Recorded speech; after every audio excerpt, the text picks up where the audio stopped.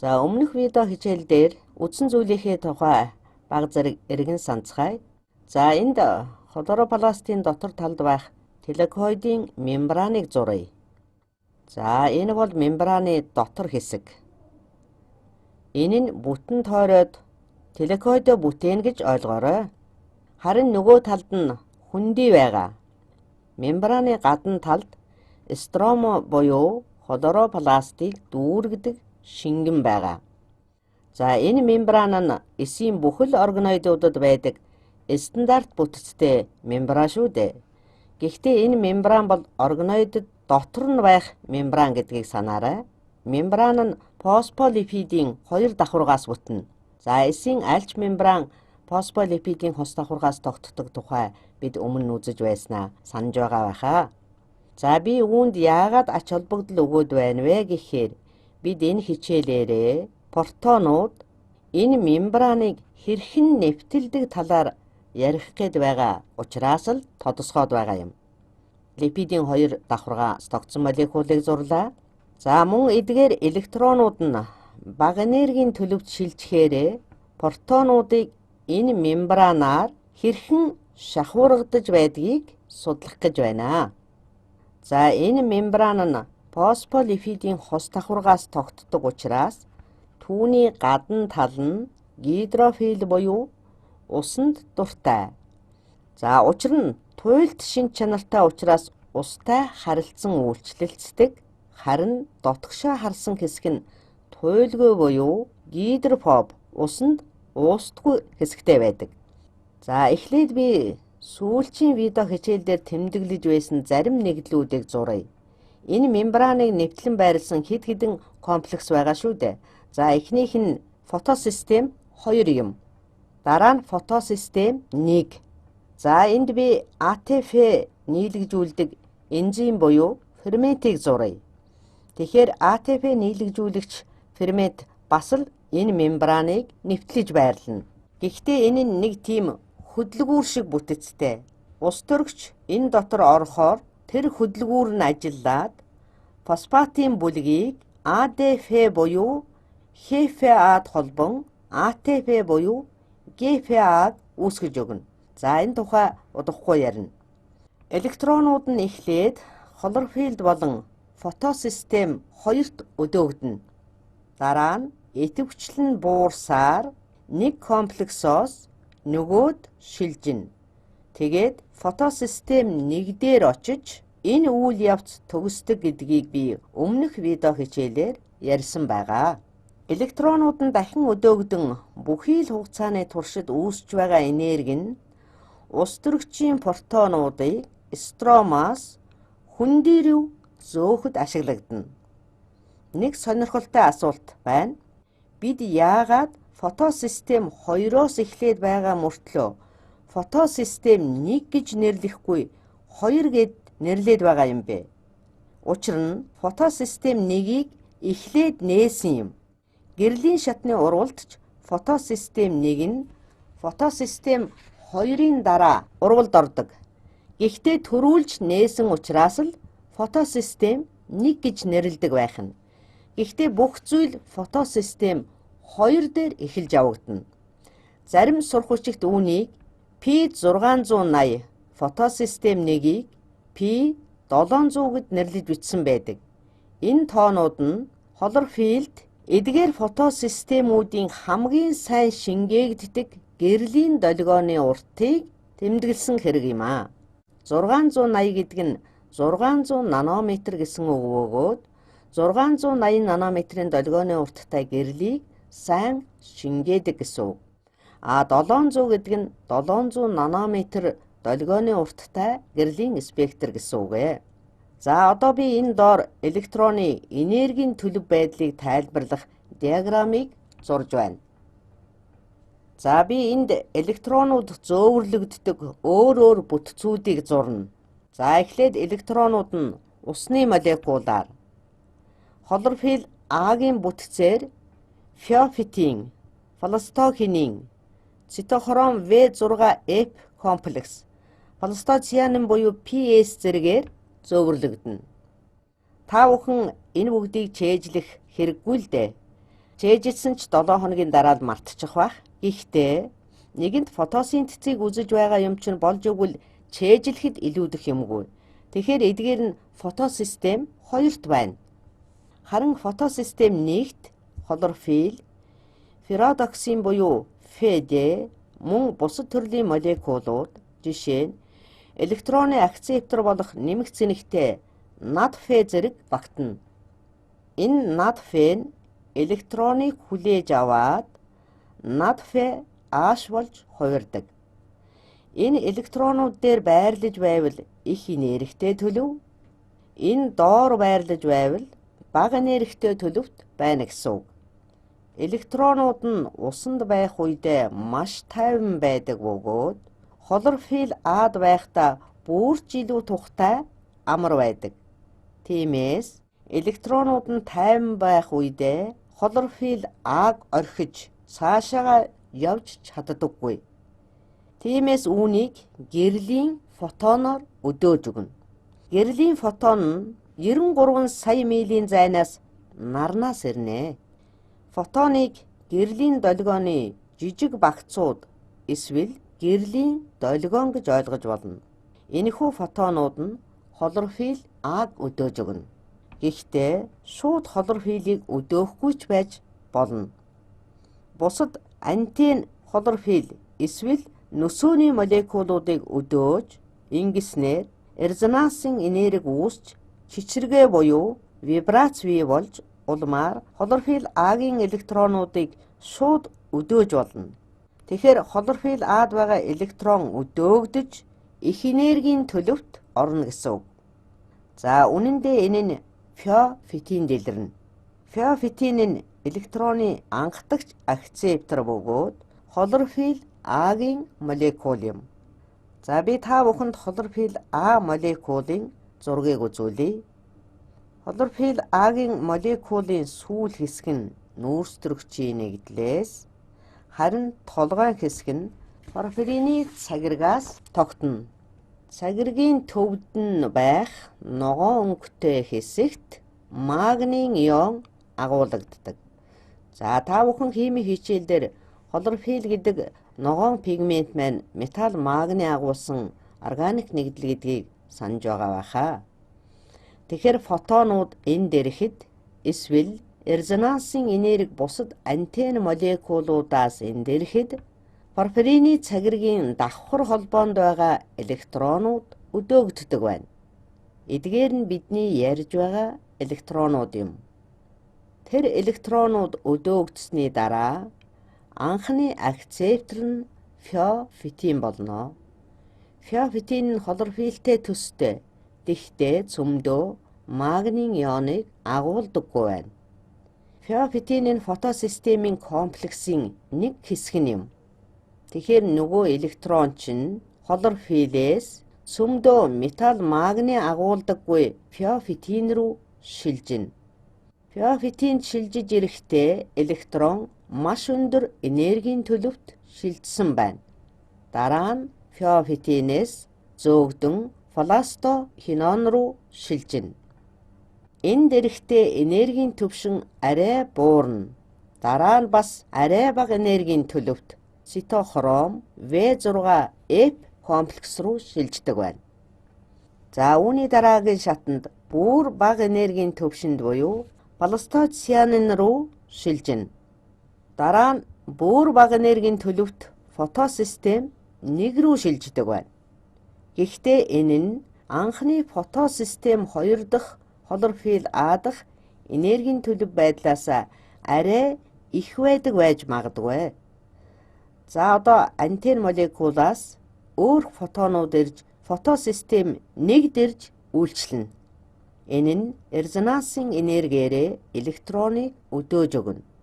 Энэ нь фотосистем дэх хлорофиллийн урвалын төвд үйлчилдэг байж магадгүй.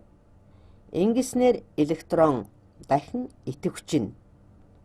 Одоо нөгөө электрон маань дахин их потенциалтай болж нэг молекулаас нөгөө молекулд шилжих боломжтой болно. Энэ үйл явцын дунд үүссэн энерги нь протоны шахуургыг ажилуулах бөгөөд НАДФ ааш дээр төгсдөг. Гэхдээ Электрон их энерги хадгалсаар байх учраас дараа нь өөр молекул руу шилжин энерги үүсгэх боломжтой хэвээр байх болно.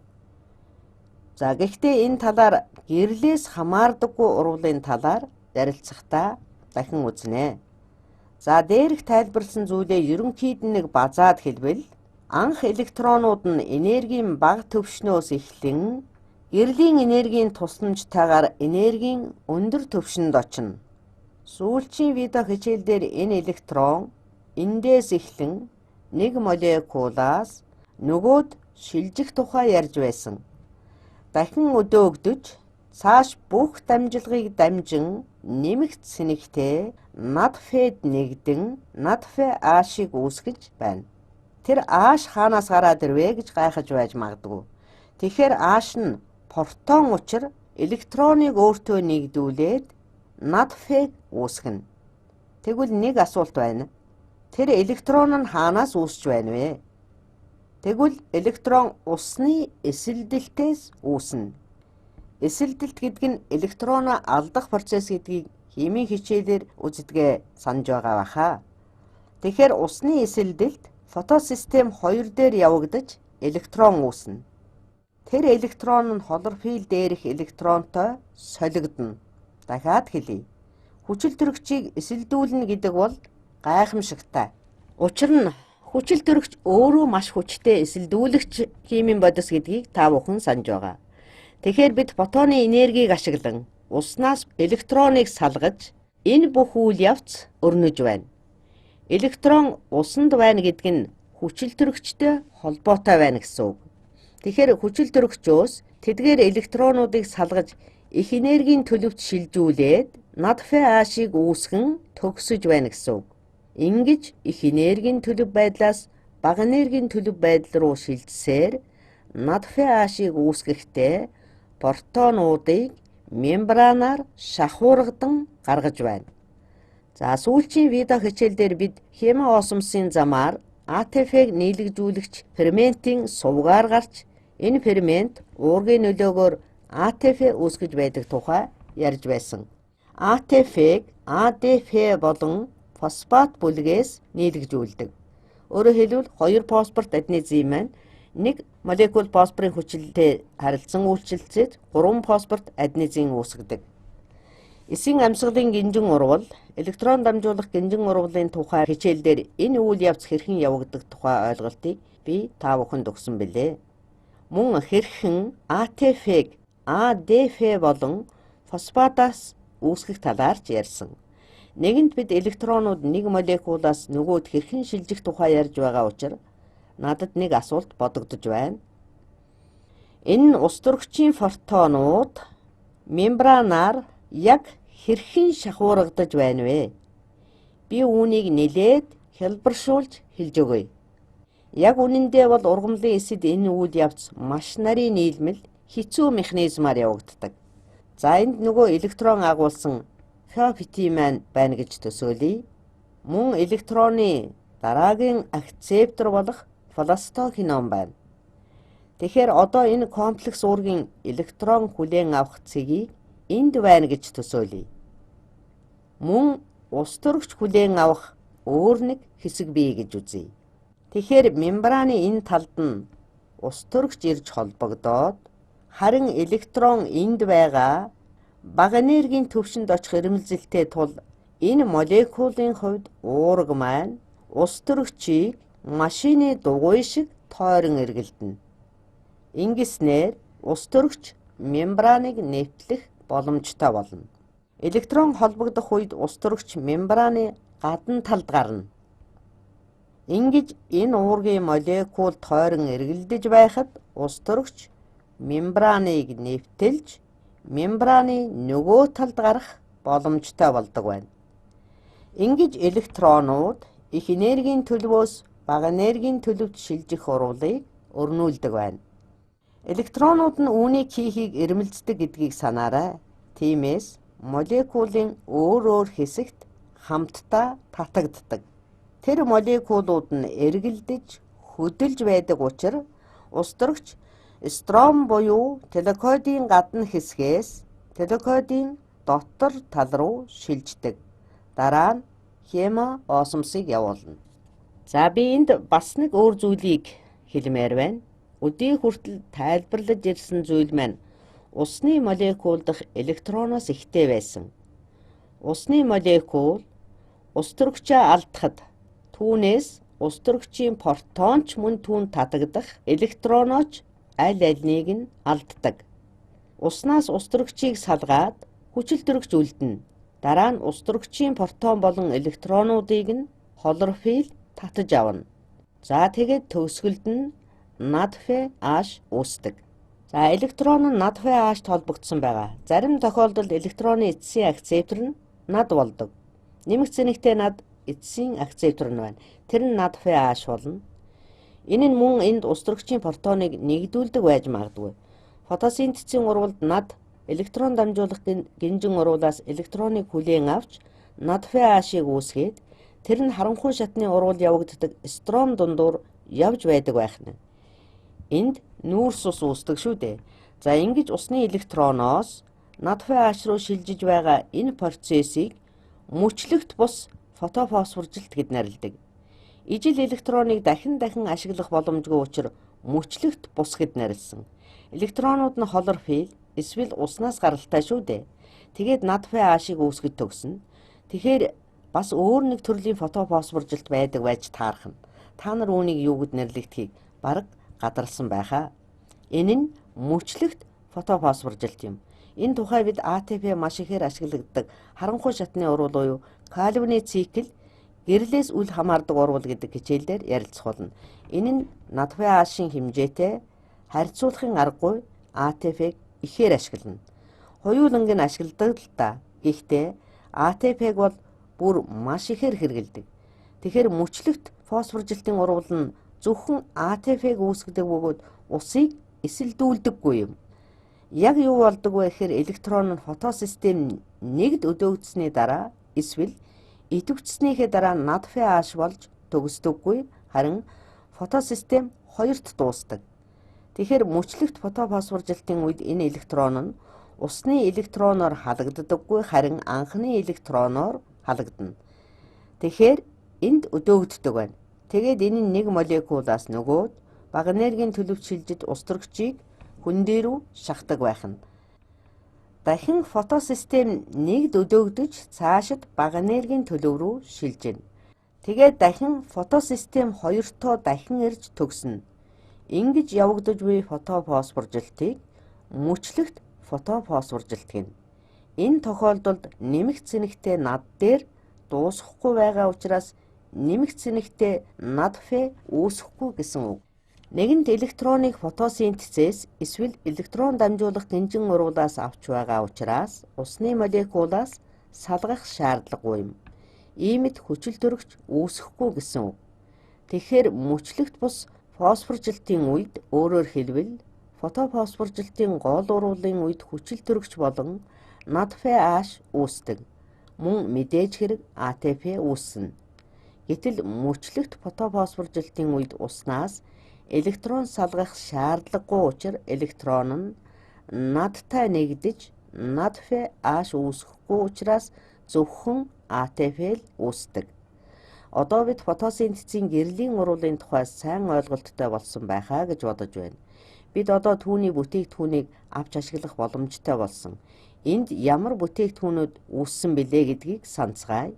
Мэдээж хүчил төрөгч үүснэ. Түүнийг ургамал ашиглахгүй өөрөөсөө ялгаруулж дэлхийн агаар мандалд гаргахад түүгээр нь бид амьсгалж өөрийн амьсгалын урвалдаач бас ашиглана. Мөн фотосинтезийн үед ургамал маш их хэмжээний ATP-г үүсгэсэн. Мөн маш их хэмжээний NADPH үүссэн байгаа. Түүнийг нь хлоропластын дотор талд орших стромд буюу телекоидын гадна талд нүүрс хүчлийн хийн тусламжтайгаар нүүрс ус үүсгэхэд ашиглана. Энэ тухай дараагийн видео хичээл дээр ярилцах болно.